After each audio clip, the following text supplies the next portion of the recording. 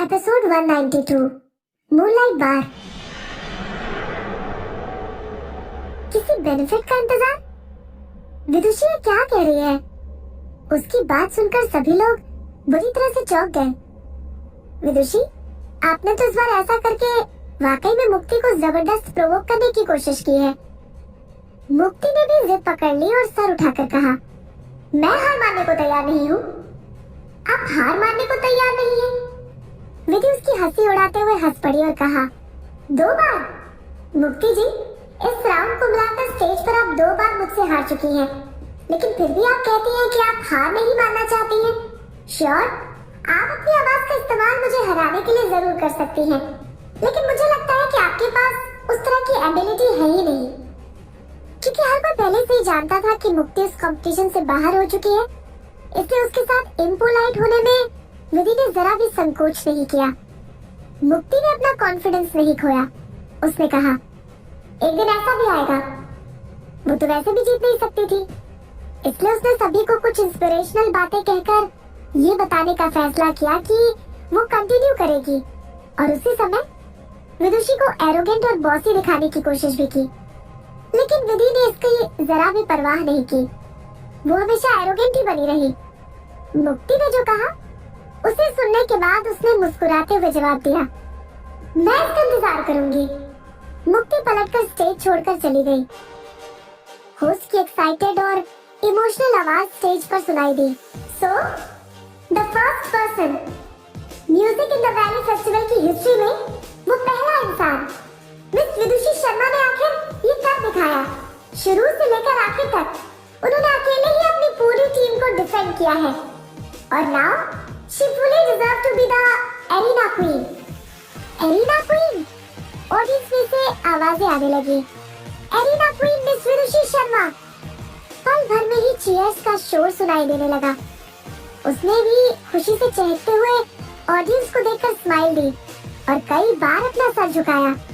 जीत की ग्लोरी हमेशा strongest competitor की होती है और विदुषी ही वो सबसे ज्यादा डिजर्विंग और पावरफुल कंटेस्टेंट थी। इवन स्टेज पर मौजूद प्रोड्यूसर्स भी उसके लिए तालियां बजा रहे थे। Thank you everyone, thank you so much. आप सभी का बहुत शुक्रिया। विधि स्टेज पर खड़ी मुस्कुरा रही थी। मैं कड़ी मेहनत करती रहूंगी। कलरफुल कागज के टुकड़े और सोप बबल्स धीरे धीरे उसके पूरे शरीर को ढकने लगे थे। वो जीत और फेम के सीन के बीच स्टेज से बाहर निकल गई।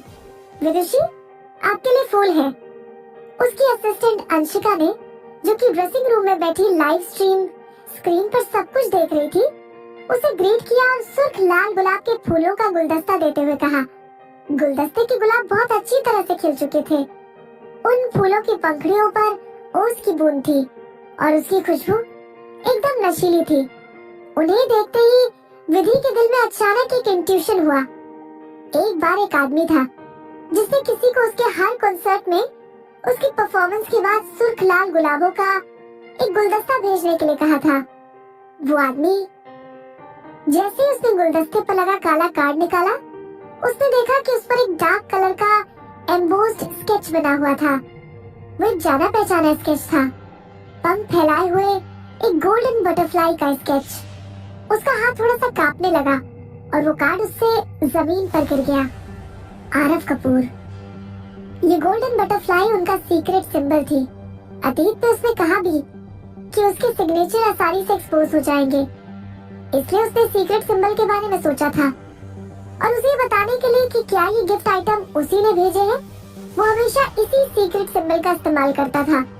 लेकिन उसने तो कहा था कि ये बटरफ्लाई का सीक्रेट सिंबल सिर्फ उन दोनों के बीच ही था। तो फिर अब आरव ने सीक्रेट सिंबल को किसी तीसरे इंसान यानी विदुषी के सामने क्यों प्रेजेंट किया था? जमीन पर पड़े उस कार्ड को वो खाली खाली नजरों से देख रही थी और इतना अनकंफर्टेबल फील कर रही थी कि उससे सांस भी नहीं ली जा रही थी। अपने पास खड़ी अंशिका की आवाज उसे बहुत दूर से आती हुई लग रही थी। 1 2 3 4 8 गुलाब। ओह, 8 रेड रोजेस। ये क्या सिंबलाइज करता है? Let me check. Oh, apology और कंपनसेशन। डाउटफुल फील करने पर अंशिका ने अपना मुंह बंद कर लिया। विधि उस छोटे से कार्ड को तब तक देखती रही जब तक कि उस कार्ड को एक हाथ ने आगे बढ़कर उठा नहीं लिया। ये हाथ उत्कर्ष का था। उसने कार्ड को देखने के लिए अपना सर नीचे झुका लिया। वो कॉन्फिडेंट थी कि उत्कर्ष पहचानता होगा कि ये क्या था, लेकिन उसके चेहरे का एक्सप्रेशन एकदम नॉर्मल था। उसने वो कार्ड अपने पास रख दिया और कहा, आपके लिए। विधि ने इसे नहीं लिया। उसने टेबल कार्ड पर रख दिया। उत्कर्ष जी, आप ये क्या कर रहे हैं? तभी अनिरुद्ध की आवाज सुनाई दी। लोगों की भीड़ दिखाई दे रही थी, जिससे पता चलता था कि सभी ने स्टूडियो छोड़ दिया होगा। उनमें से अनिरुद्ध सबसे पहले उसके और उत्कर्ष के बीच आ गया और विधि के सामने खड़ा होकर उसे प्रोटेक्ट करने लगा। उसके बाद उसने उत्कर्ष को गुस्से से देखते हुए कहा, लेट मी वार्न यू, आपको विदुषी को कोई भी आइडिया देने की जरूरत नहीं है। वो चाहे कितना भी अच्छा क्यों ना गाती हो, लेकिन वो वेवे डांस की आर्टिस्ट है और उसके लिए मैं प्रोड्यूस करूंगा। वो टाइम म्यूजिक को कभी भी ज्वाइन नहीं करेगी। उत्कर्ष खुद को हंसने से नहीं रोक पाया और हंसते हुए अनिरुद्ध को इग्नोर कर दिया। उसने विधि से बात की। हमने तय किया था फिल्मिंग खत्म होने के बाद हम एक ड्रिंक के लिए जाएंगे। बस तभी उसे अपना एग्रीमेंट याद आया। कुछ सोचने के बाद वो इस नतीजे पर पहुंची कि आखिर कुछ चीजों को तो उसे समझना ही होगा। वो जितना ज्यादा छिपाने की कोशिश करेगी, दूसरों को उतना ही ज्यादा शक होता रहेगा। विधि ने मोहित को फोन किया और उसे बताया कि वो उसे पिक करने के लिए ना आए। उसके बाद उसने अनिरुद्ध को गुड बाय कहा, जो गुस्से से पागल हुआ जा रहा था, और जाकर उत्कर्ष की कार में बैठ गई। मूनलाइट बार। उत्कर्ष ने कहा, ये उत्कर्ष का बिजनेस था। विधि को याद आया कि उसने इस बार की ओपनिंग सेरेमनी के दौरान रिबन काटा था। इसमें एक रोटेटिंग हॉल था जहाँ से पूरा शहर देखा जा सकता था। अतीत में जब भी वो खराब मूड में होती थी, तब वो इस बार में जाना और कॉकटेल ऑर्डर करना पसंद करती थी। वो उस कांच की दीवार के सामने बैठकर बार में चल रहे सॉफ्ट म्यूजिक के साथ साथ वहाँ का इंटॉक्सिकेटिंग एटमॉस्फेयर एक्सपीरियंस करना चाहती थी। अनजाने में ही धीरे धीरे उसकी फीलिंग्स बेहतर होने लगी थी। कितने साल हो गए थे जब वो वहाँ आखिरी बार गई थी? जब से उसे आरव ने अपनी कैद में रखा था, करीब पूरे 3 साल हो गए थे। सोचते सोचते विधि अपने ख्यालों में खो गई। उत्कर्ष ने पहले उसके लिए दरवाजा खोल दिया था। अंदर आ जाओ, मैंने आज रात के लिए पूरी जगह बुक कर ली है। बार में कोई नहीं था। सॉफ्ट म्यूजिक चल रहा था और बारटेंडर बड़े इत्मीनान के साथ एक ग्लास साफ कर रहा था। विधि ने चारों तरफ देखा। सब कुछ कितना जाना पहचाना सा लग रहा था। लंबी कांच की टेबल जो एकदम ठंडी थी, जमीन से लेकर छत तक एक बड़ी खिड़की और वहाँ से दिखती हुई शहर की झिलमिलाती रोशनी। उसकी यादें उसकी आंखों के सामने झिलमिला उठी। एक जानी पहचानी धीमी सी मेल वॉइस ने उसके ख्यालों को इंटरप्ट कर दिया। यहाँ का व्यू कितना खूबसूरत है। किसी ने एक बार कहा था कि इसे देखने से ऐसा लगता है जैसे सितारों के समंदर में गोते लगाना। मुझे लगता है कि आप भी इसे जरूर पसंद करेंगी। अरे हाँ, हाल ही में एक नई तरह की रास्पबेरी फ्रूट वाइन आई है। ये बहुत डिलीशियस है। सितारों के समंदर में गोते लगाना, उस साल उसने यही तो कहा था। वो सचमुच में उस फीलिंग को बहुत मिस करती थी और वो उसे कहीं और एक्सपीरियंस नहीं कर पाई थी। रास्पबेरी फ्रूट वाइन उसका फेवरेट फ्लेवर भी था।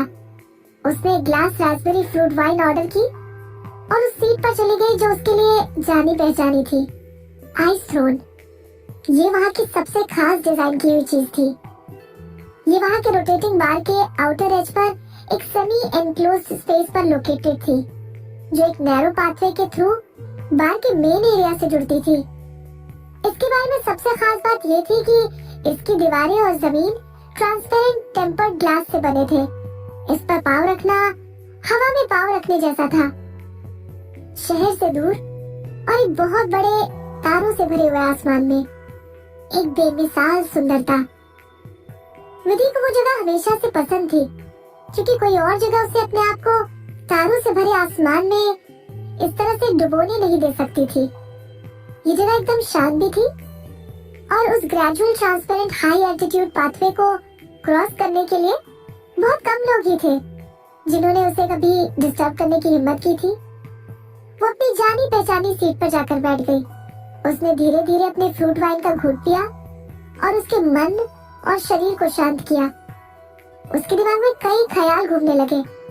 उसने अपने अतीत के कई इवेंट्स के बारे में सोचा, चाहे अच्छी यादें हो या बुरी, लेकिन उसकी बिखरी हुई यादों ने उसे घूमते हुए तारों की तरह घेर लिया था। उत्कर्ष ने भी अपना वाइन ग्लास ले लिया और उसके सामने बैठ गया। हम 80th फ्लोर पर हैं। अगर आप ट्रांसपेरेंट ग्लास फ्लोर से गुजरकर यहाँ आकर बैठने की हिम्मत कर सकती है, तो इसका मतलब आपको बहुत हिम्मत वाली होना चाहिए। उसने अपना सर झुकाकर अपने पैरों के नीचे देखा। नीचे पूरा शहर रोशनी में डूबा हुआ था। ये उससे बहुत दूर था, एक बहुत बड़े मिस्टीरियस वर्ल्ड की तरह।